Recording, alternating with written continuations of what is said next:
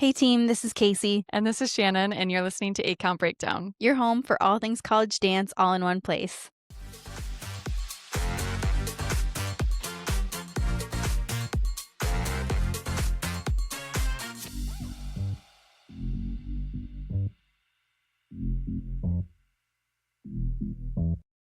We just got done watching UDA Nationals 2026. We are fresh off of the live stream.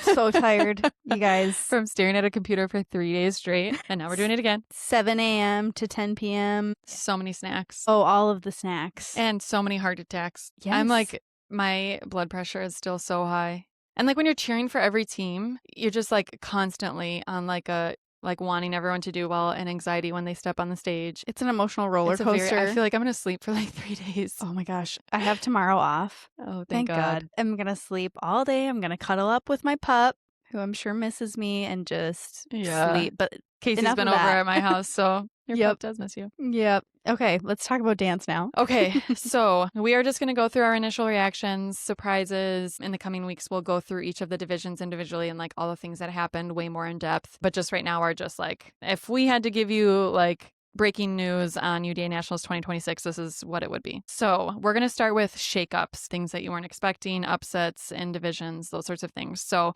the first one was the shakeup in D1A Jazz, and we just have to say that we called it. We called it. Not to like toot our own horn, but toot toot. Toot toot. If you listen to our predictions episode, we absolutely predicted that there would be a shakeup in D1A Jazz, and holy buckets did that deliver. There. It was like honestly bigger than we even expected. It's like every round too. Like, yes. Going from semis and seeing where everybody was, and then going into finals and seeing where everybody was after semis, and then how everything ended up. It changed every single round. Yeah. And we wanted to explain like our guess as to why that happened based on facts, not like opinion. Remember in our rules and regulations episodes, we talked about the judges a little bit. In this category, there were prelims. So remember, there's two sets of prelims. There's prelims A and prelims B, and there's separate judges for those two groups. So there were 6 judges in prelims A, 6 judges in prelims B. And what we noticed from the scores, because they do separate them by group, in the scoring, was that one of the prelim groups was higher in their overall scores than the other group. And so I think that is what caused so much movement from the prelim scores to the semi scores, is then all of the dances in semis had the same 6 judges. Yeah. And when you have different people like that, they're gonna judge things a little differently. I mean, dance is subjective. So you are relying on the judges to score everything, and having it be different people, and they're looking at different dances, and they're probably looking for different things, and it's inconsistent between the two groups. Yeah. So and it wasn't that much. Like, they are trained to do it very consistently. And so I think it was only like a 3-point difference, I would say. But it wasn't that it was such a significant space between the scores, but it was consistent within the entire, like all of the dances within that group. So like you saw all of those dances be 3 points higher than the other group. And so we just think like they were all scoring approximately the same, but it just was all kind of shifted up a little bit. Mm-hmm. And so then once they all had the same judges, then it kind of evened out a little bit. Yeah. So then there was a lot of movement from those prelim scores to semi scores. Yeah, we don't think there was anything going wrong. No, or not at anything. all. Not at all. It's just a matter of there's different people, and they're going to score things maybe slightly differently. But then there were the same sets of judges from semis to finals. So those were all the same, very consistent across the board. And there wasn't as much movement from semis to the final scores. But still, it was so fun to see San Diego up there towards the top with their fun salsa routine. And then LSU. We were right to be excited, and it was everything we ever could have possibly dreamed of and more. Yeah. Love. I could watch that dance 100 times. It was so fun. It's just fun to see that vibe. Yeah. I think everybody loves to have a fun dance mixed in there, because sometimes jazz can get kind of like dark, or it can get emotional, and having like the lighthearted, like San Diego with their conga dance, and then LSU with their Brittany. Brittany. Oh, what a vibe. That was my favorite thing about jazz this year, D1A jazz, just the variety between the routines. So, how we talk about like how dance evolves over the years, and there's a lot of variety in how jazz has evolved over the years. Absolutely. A lot of times it stayed consistent of like, we call it, the cookie cutter, like lyrical routine. Like there was those for a couple years and then it switched. I feel like before the cookie cutter lyrical, it was like classic jazz, like jazz hands jazz, and like very hard hitting, but like all of the routines looked pretty similar. And I feel like now we're getting into an era of just so much variety, and it is the best because it makes you appreciate each one. Then I feel like a little bit more, like if they're all cookie cutter lyrical, it's hard to appreciate each one for its originality. And I feel like now we were like, oh, look at that lyrical routine that like maybe I haven't seen that style in a few years, but now I appreciate it because I'm seeing it next to a conga, and I'm seeing it next to a musical theater, and I'm seeing it next to a powerful ballet, jazz. apparently. Yes. Ohio, shout out. Wow. Loved so I mean, it wasn't entirely ballet, but I mean, they leaned into it with the Black Swan theme, so and they are I'm good obsessed. at it. So yeah, in our predictions, we both had Ohio winning and LSU coming in second. And I had Minnesota in third. She got all three. Yes. Oh, Casey. I'm so proud of them. Casey. I'm so proud of them. I mean, all of these routines were so fun to watch. And I think like nobody could have predicted all of the teams that came up from behind. And I loved that because I feel like D1A has been pretty consistent over the past few years. And so to see it completely shaken up, like obviously we predicted that the top like 5 spots were going to be shaken up, but I don't think we predicted that the entire category was going to be shaken up the way that it was. Yeah. So that was fun to see. And having Minnesota, well, after prelims, based on their event score, they were technically in 8th. So for them to come up by the end of it and end in 3rd is just a huge feat. And it was awesome to see their routine evolve. Yeah. From every round. I just feel like they grew more and more and just like leaned into it more, and just you saw the passion and the fight on their faces, and it just... I felt it too. Like I loved it more and more every single time they did it. I felt like by the last time I was like, this is so good and so passionate. And there was so much behind it that I just like felt connected to it the most after that finals performance. Absolutely. Yeah. And then in Palm, we both predicted Minnesota winning Palm. After seeing them at the best of the best, I knew that was going to be a hard one to beat, not just in our personal opinion, but also just in the event itself, because it was just such an incredible routine. I'm so happy that we actually get to talk about it now. And we'll dive into it more when we break down specifically Division 1A, but just loved it. And I hope you guys loved it too. And then we also predicted TTU coming up in Palm. We didn't get their correct placement, but it was so fun to see them. They were in first going into finals. So super just proud of TTU.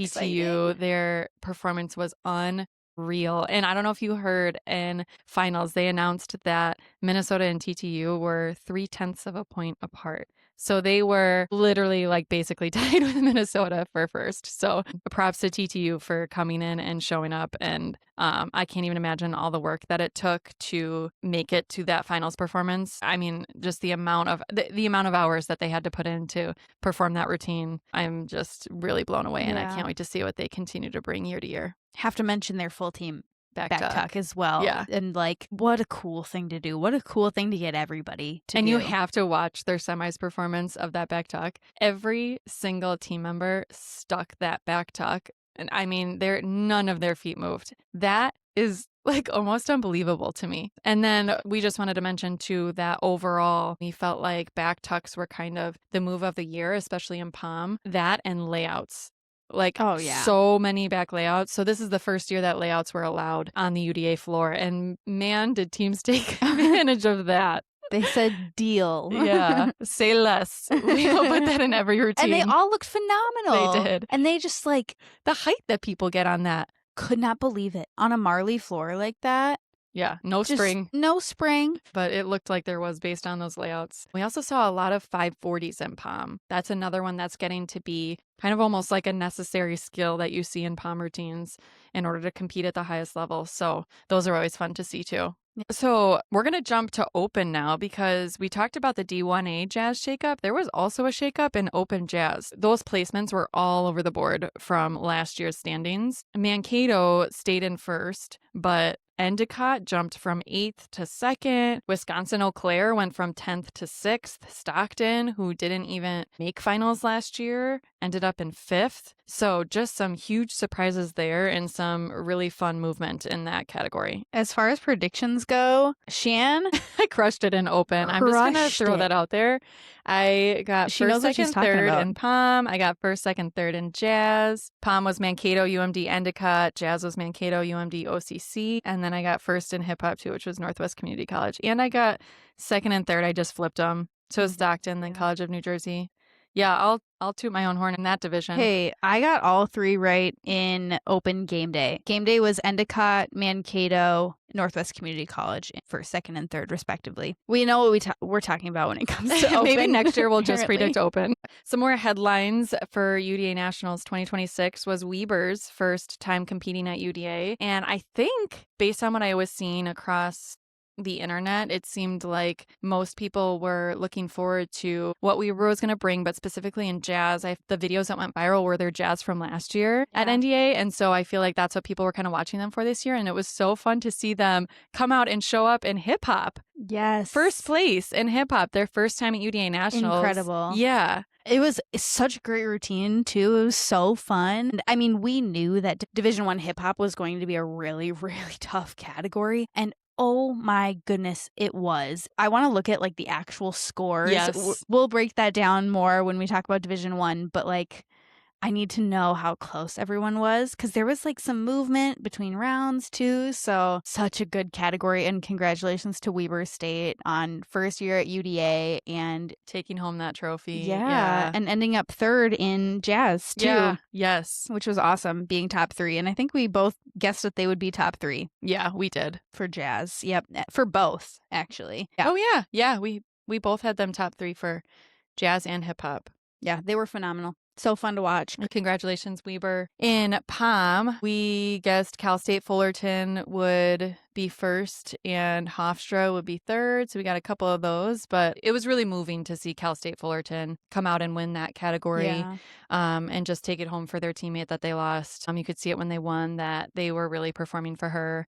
And they pointed up. I saw one of them say, like, I think they said we did it for Destiny, and then they all started pointing up and looking up, and it was like really, really emotional. Sorry. Yeah, it was really beautiful. And then watching them perform in jazz too was just so special, especially after semis. I could tell that semis performance for them really, really hit them. Just seeing the emotion on their face shine through is just really, really beautiful. And just huge shout out to Cal State Fullerton. It was just so wonderful. And we know you made Destiny so proud. She was with you on that floor. So congratulations on a great season. We wanted to go over a couple other teams that had some surprises this year at Nationals. So one of those teams is St. Cloud. We were surprised they didn't do game day this year after winning quite a few years. We're not sure why they did that. So if there's anyone from St. Cloud that wants to let us know why you chose not to do game day this year, I'd love to hear your reasons. And yeah, everyone has different reasons for why they compete in different categories and was just a surprise. We missed them this year. They just always bring such fun energy to game day, but congratulations to Endicott for taking home first. Last year, Endicott was in first going into finals and then ended up getting second. So happy for them that they did come out and get that win this season. Another team that we saw back at UDA this year was ASU. There was a lot of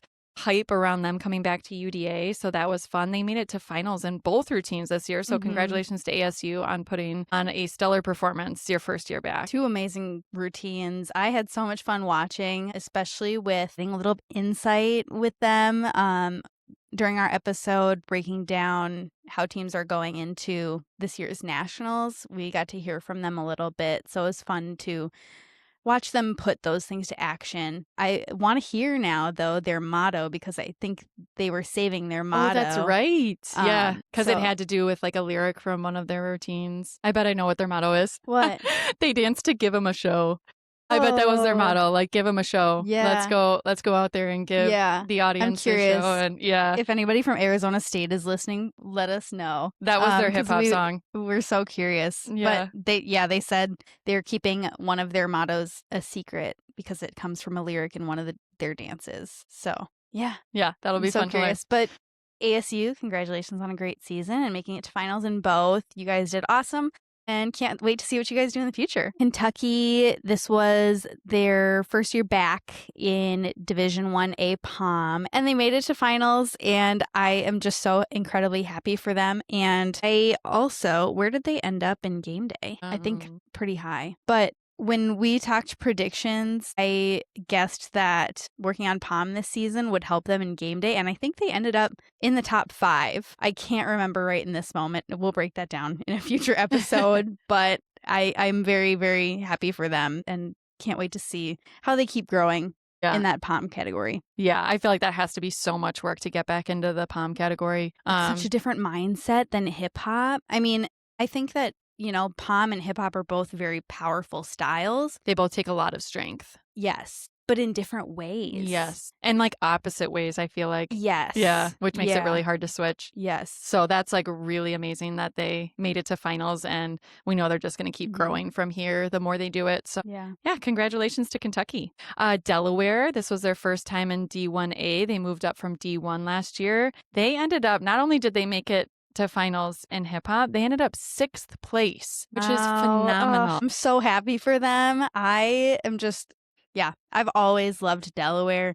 They have always brought such amazing hip hops. So the fact that because they ended up getting 10th last year in Division 1 after being back-to-back Natty champs in 2023 and 2024. So they dropped from 1st to 10th and then changed divisions this year and ended up in 6th in a really, really, really tough category.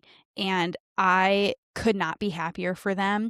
I really think that they're going to keep growing and just keep getting better. And I know I'm saying this about everybody, but I can't wait to see what they're going to do in the future because it was so exciting to see them in this new division. Yeah. The way that they pushed themselves this year, they should be just so proud of the performance they put on. And I think they pushed themselves, and I think they're going to continue to push themselves in this category. And the other teams that they dance with on that stage, I just think it's so awesome to have them in this division. Yeah. And they jumped from 10th place after semis to 6th place in finals, which is amazing. I'm so happy for them. Yeah. They really gave it their all in that finals performance, and it showed and was rewarded. So that's cool. Go Hens. Lastly, we have UC San Diego. Yes. Oh my gosh, you guys. So UC San Diego has been coming to UDA this whole time.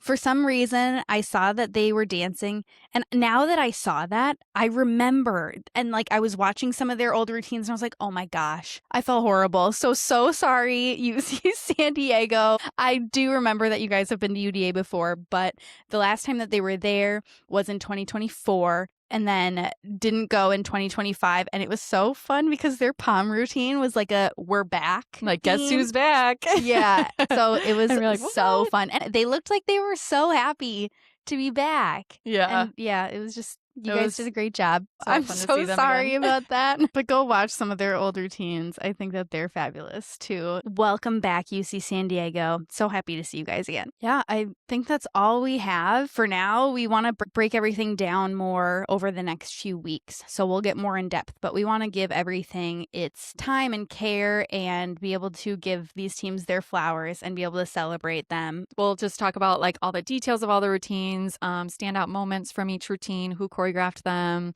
the songs they used, just lots of different things. So if you're interested in hearing about all the teams that performed, maybe there was like one that dance that you really want to know more about, feel free to tune into those. And if there's anybody that didn't make finals that you want us to break down for you in future episodes, let us know ASAP so we can plug them into our plans. We also have been posting on our Instagram, so feel free to follow that. If you haven't already, there's the results from each of the divisions and categories. And we just want to send out a quick reminder that this is a place where we are trying to build a really positive dance community where we support one another. And so we just wanted to let you know that we will be deleting comments that tear down other teams or spread any sort of negativity in this space. They will be deleted immediately. And feel free to repost, recomment in support of a team that you love. So instead of tearing down a team that you don't think should have won or gotten the place that they did, try to flip that and comment in support of the team that you did love and what you loved about their routine, and just really spread that positivity on our page. And we also want it to be a place that athletes can come to that competed in nationals and know that they're going to be filled with love and support, because remember, these are real people behind these dances, and they are going to be reading comments. And so if we can create a space where they know that they can come to when they need that support and positivity, that's what we're hoping to create. Yes. Yeah, I mean, there are absolutely ways to share your support for a team that maybe didn't place where you would have preferred them to, without tearing down another team. You don't have to say this team shouldn't have won, or it shouldn't be like that, or they were robbed. Just I think there are plenty of ways to build up your team and have positivity without tearing down someone else. And as dancers especially, I've been seeing throughout Nationals weekend, I've been seeing a lot of dancers online tearing down other dancers, and it really truly hurts my heart, because these are real people. They go through real things in life, and they are looking at comments, and then that shows non-dancers who are excited to join this community that it's okay to talk about the athletes like this. So as dancers, it is our duty to set the tone, and it is our duty to create a positive environment and a positive space for this sport, because if we are tearing down other dancers, it's making it okay for everybody. It starts with us. And that's what we're going to do here with this community. Is we at 8 Count Breakdown on all of our socials, it is going to be a positive, welcoming space. So like Shannon said, we will be deleting comments because this is going to be a safe space. There's already enough of that in other places of the internet, and this is not going to be one of them.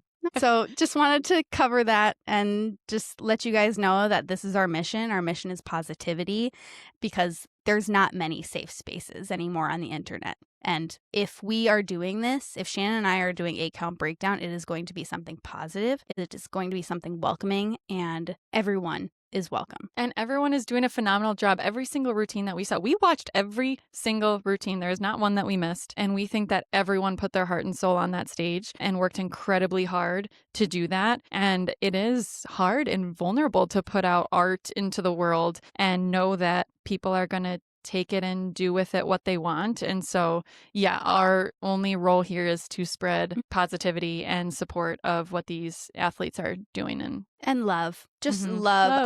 After this weekend, I am filled with so much love for the sport and these athletes putting their heart on the floor. Because like Shannon said, they are literally being judged by true judges. So if we, as the fans, as the spectators, as fellow athletes, can be the ones then that are making sure that they feel good about what they did, then that is a truly beautiful thing. We just really hope that you guys can join us in that mission. And the other thing is, like, these athletes support each other too. These athletes aren't like, you shouldn't have won, I should have. Like, right. They're like, so that's happy amazing. For one Congratulations. I have 2 moments to share that I saw. After UNLV won, a couple of their athletes went around to every single team that was out there and like gave them pats on the back, gave them hugs, shook their hands, just touched their arm, and were like, congratulations, great job today. We're so happy. Like, I couldn't hear what they were saying. But I was watching, and it wasn't generic. It wasn't just like everyone did great. Like, they were calling out specific things that people did that they loved. Like, I saw them like pointing to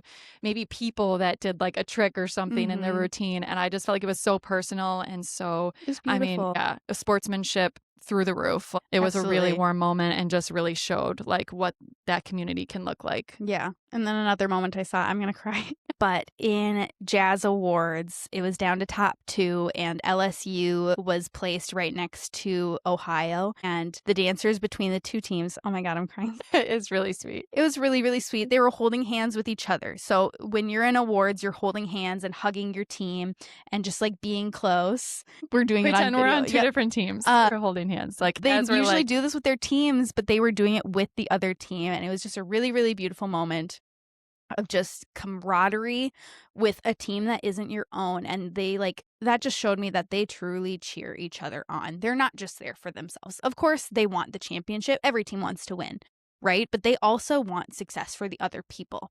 And that ties us back to this being a safe space, this being a space where everybody can build each other up, because the athletes themselves that are competing in this want success for the others. So we should want that success for anyone that achieves that. Yeah, and it's just exciting. Like, whether you win or not, awards is exciting. Seeing who wins is exciting. And they were there to hear it together. Like, Mhm. it was going to be one of them. And it's still just like a really fun, really exciting time, no matter what the results are. I just appreciated the moments, Yeah. seeing the other teams. It just really left me with a really, really positive, left on a really positive note. Yeah. Yeah. Yeah. So And now we have to wait 362 days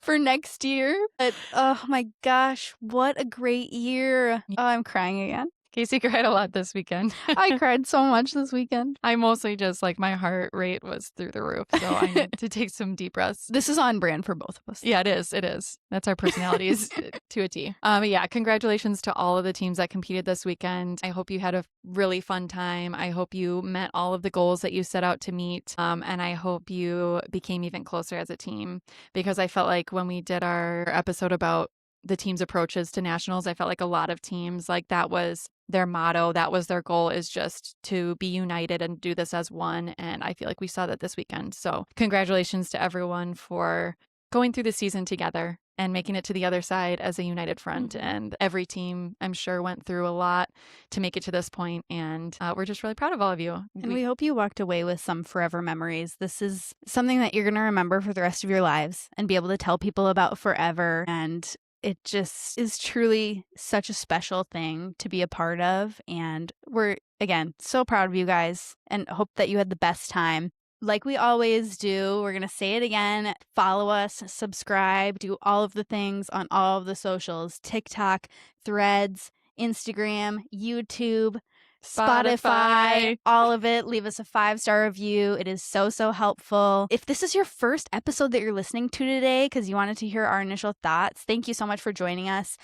We can't wait to continue breaking down this year's nationals with you and sharing what you guys want to hear about. We will see you the next 3 weeks. Next week, we're talking about the open division. The following week, we are talking about Division 1. And then the week after that, we are talking about Division 1A. So we hope you join us for every single one, and then we'll see where we go after that. We can't wait to keep creating this podcast and this community for you guys. Thank you so much for joining us. This has been 8 Count Breakdown.